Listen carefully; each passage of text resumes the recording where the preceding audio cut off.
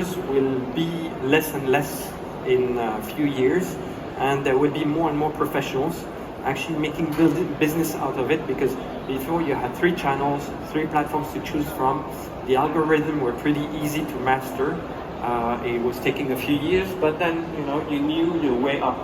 Now the diversification between the platforms is so huge that it really requires professionals. And some of the creators have teams of like 8, 10, 12 people working for them to be able to maintain that, plus some outside suppliers here and there to help them structure how they do editing. The editing for TikTok, for the same content, for TikTok, for YouTube, for Instagram, for Reels is completely different, because it's not the same channel, it's not the same way of consuming content.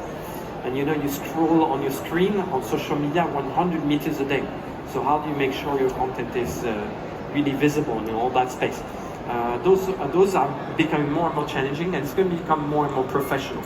And that's why we're also here to support them in creating things that are meaningful and more engaging. You had a question up front? Yeah. Thank you both for this informative session. I can speak for my struggles, because I'm planning to launch my startup, and I have been doing research on this since last few months, trying to collaborate with consultants, or I haven't reached out to you yet. But what I noticed is this market is very different. It's unlike, the population is less, and we depend a lot on influencers, and somehow it requires a lot of monetary investment to start with. For my struggle, I would say that I couldn't go ahead with a lot of proposals, because what I was investing in a product development or say launching, much more than that, it was going into maybe influencer marketing. Whereas I am promoting something which is very clean and very safe.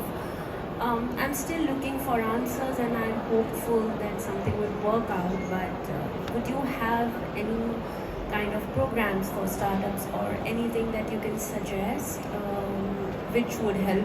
Of course, later down the line, if I get successful, it will surely help, but right now, what would you suggest for that?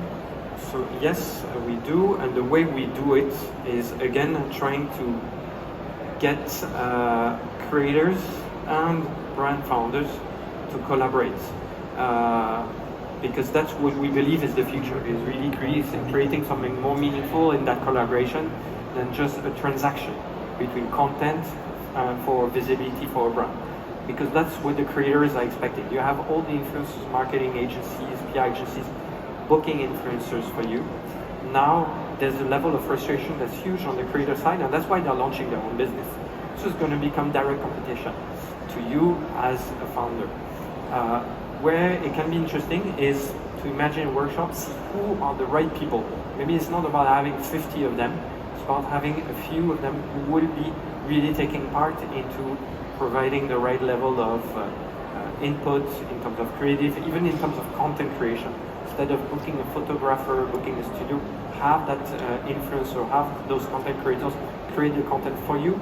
And maybe again, same, is there some form of other transaction that can happen, that can be put into place, because they have really a high value of things, more than just providing you access to a smaller and smaller portion of audience organically, because that's what's happening on the platforms, because the platforms want you to invest actually advertising money on them. So that's why we really need to challenge the status quo. We have time for one last question. One more question? Okay.